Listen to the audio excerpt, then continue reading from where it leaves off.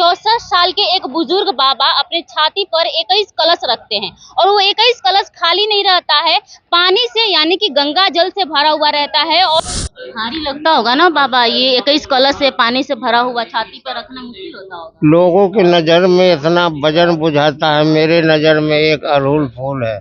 बाबा के सेवा में तो बहुत भक्त लोग आते हैं, हमारे बहन दीदी लोग भी आती है, माता लोग भी आती है जो बाबा के सेवा करते हैं। ये माँ की नाम है मनोकामना माता। यहाँ जो भी भक्त जो मनोकामना लेके आते हैं उसे पूरा होता है। तपस्या भी ऐसे करते हैं कि उनके सीना पर जो आप देख रहे हैं कलश, वो 21 कलश है और 21 में गंगा जल पैक है, उसका वजन हो जाता है 70 केजी। अभी मैं बिहार के एक ऐसे मंदिर में मौजूद हूँ जहाँ पर 64 साल के एक बुजुर्ग बाबा अपने छाती पर 21 कलश रखते हैं और वो 21 कलश खाली नहीं रहता है, पानी से यानी कि गंगा जल से भरा हुआ रहता है और उस 21 कलश का जो वजन होता है वो 70 किलो से भी ज्यादा होता है।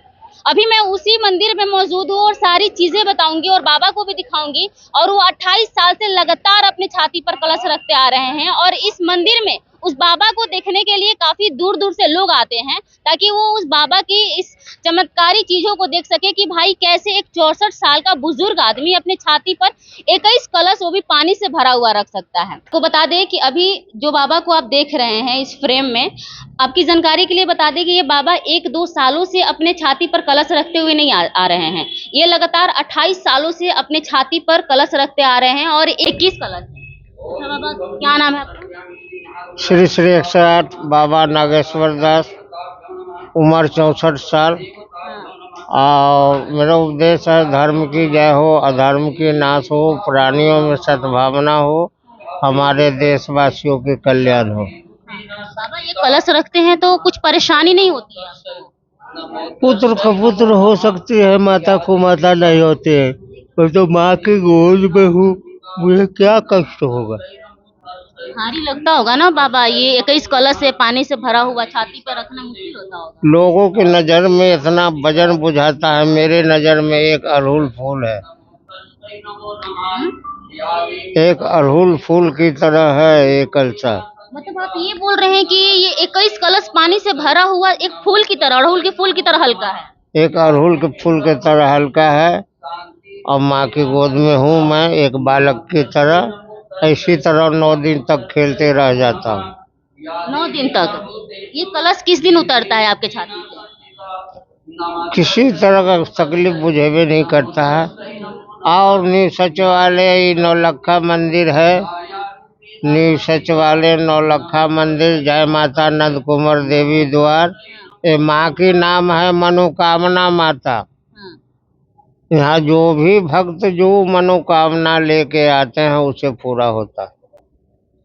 इससे पूरा हो जाता है।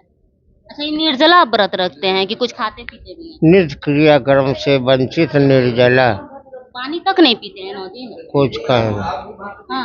अच्छा बाबा, ये जो कलश रखे हुए उसे कुछ लगता है कि माता की भक्ति में शक्ति है या फिर कुछ फायदा है? क्योंकि लोग आजकल भक्ति भी करते हैं तो कुछ आगे देखते हैं कि क्या मुझे उससे मिल रहा है, कुछ लगता है ऐसा? भक्ति में शक्ति नहीं होता तो लोग वो भक्ति नहीं करता। भक्ति में शक्ति नहीं होता तो लोग भक्ति नहीं करता, और भक्ति करता है तो शक्ति प्राप्त होता है। बाबा का यह 28वां वर्ष है। अन्न जल नित्य क्रिया त्याग कर ये 9 दिनों तक ले अपने सीने पर कलश स्थापित रखेंगे और इनको देखने के लिए बिहार के कोने कोने से लोग आते हैं। ये मनोकामना मंदिर है, नौलखा मंदिर के नाम से जाना जाता था, मनोकामना मंदिर है। आपको भी कोई इस मंदिर में आप आई हैं, अब कोई मनोकामना हो तो देवी से मांग सकती हैं, आपको पूर्ति निश्चित सच्चे दिल से मांगेगा।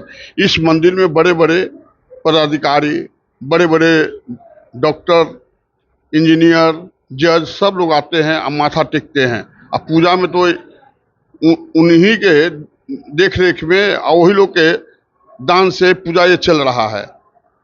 बहुत सारे मंदिर में आते हैं भक्तगण बिहार के कोने कोने से, उनको ठहरने की भी व्यवस्था करना पड़ता है, खाने पीने का भंडारा का भी व्यवस्था। नवरात्रि में आप लोग करते हैं? ये नवरात्रि में तो करते हैं, लेकिन 365 दिन यहाँ भजन और कीर्तन होता है। ये मंदिर आप जान जाइए कि सैकड़ों वर्ष पुरानी मंदिर है। ये बाबा इस मंदिर में 28 साल से 28वां वर्ष है। ये अपने सीने पर कलश लेके इनका आज तो कल आप देखे होंगे कि बिहार में इनका सब पेपर में फोटो आया हुआ था। आज दिल्ली के सब पेपर में फोटो आया हुआ है। इनका फोटो और न्यूज देश विदेश से मांगा जाता है। बाबा 28 साल से रख रहे हैं, तो क्या इनकी मनोकामना थी या फिर ये मन्नत मांगे थे कि हम 28 साल हो या जब तक उम्र रहेगी तब तक हम करेंगे? देखिए, भक्ति में ही शक्ति होता है, शक्ति में ही भक्ति होता है। बाबा को कोई मनोकामना नहीं था। हर आदमी का पूजा करने का, माता को रिझाने का अलग अलग होता है। कोई हठ योग होता है, कोई भक्ति योग होता है। इसलिए हर लोग को पूजा करने का अलग अलग अपना। नवरात्रि में खास करके लोग बाबा को देखने के लिए आते हैं दूर दूर से। बाबा को तो देखने ही के लिए आते हैं, लेकिन भगवती का जब तक आशीर्वाद नहीं रहेगा तो आप इस मंदिर में हम बुलाए हैं आपको कि माता ने बुलाई है, तब आप इस मंदिर में आए, हमको खोज रहे हैं, बाबा खोज रहे हैं। तो एक चीज जान जाइए कि ये आदि शक्ति हैं। इनसे, इनके शक्ति के सामने इस विश्व में कोई नहीं हुआ। या देवी सर्वभूतेषु छाया रूपे न संचिता नमः तस्यै नमो तस्यै नमो तस्यै नमो नमः। ये जगत जननी माँ का दरबार है। ये माँ हमें दुनिया में चलने के लिए सिखाती है। माँ हमारी कहती है कि दुनिया हम चलाते हैं। दुनिया में 84 लाख जो जोनी हैं, सब में छाया रूप में माँ हमारी रहती है। और माँ के शक्ति से ही हम आप खाना खाते हैं, पानी पीते हैं। इसी बदौलत नागेश्वर बाबा को माता रानी पे इतना अति विश्वास रहता है कि माता रानी के गोद में बैठ करके, माता रानी के चरण कमल में बैठ करके बाबा 9 दिन तक तपस्या करते हैं। और तपस्या भी ऐसे करते हैं कि उनके सीना पर जो आप देख रहे हैं कलश, वो 21 कलश है और 21 में गंगा जल पैक है। उसका वजन हो जाता है 70 केजी। पूरा 70 किलो वजन है। और 70 केजी वजन लेकर के बाबा नित्य क्रिया से वंचित रहते हुए बगैर अन्न जल के बाबा तपस्या करते हैं। और बाबा का एक ही कामना रहता है कि विश्व का कल्याण हो, विश्व में शांति हो, अगर कोई भी रोग बराए आए वो दूर हो जाए। यही साधना करते हैं बाबा। और भक्त की इच्छा पूर्ण करने के लिए बाबा प्रत्येक वर्ष कलश स्थापना करते हैं। 28 वर्ष से कंटिन्यू। अच्छा, अभी बाबा के सेवा में अभी एक लगे हुए हैं, उनका पैरवर दबा रहे हैं। और क्या क्या सेवा इनको दी जाती है यहाँ पर? बाबा के सेवा में तो बहुत भक्त लोग आते हैं।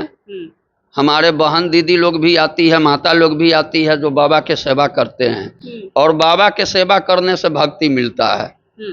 ये मनोकामना माँ का मंदिर है। इनको मनोकामना माँ कहा जाता है। इसलिए मनोकामना कहा जाता है कि अभी तक 22 बरस से हम माँ के सेवा में हैं। और 22 बरस में हमने ये देखा है कि जो भी माता बहन हमारी आई है, अगर उनको पुत्र नहीं हो रहा है तो ये मंदिर से उनको पुत्र प्राप्त होता है। ये हमारी माँ की शक्ति है।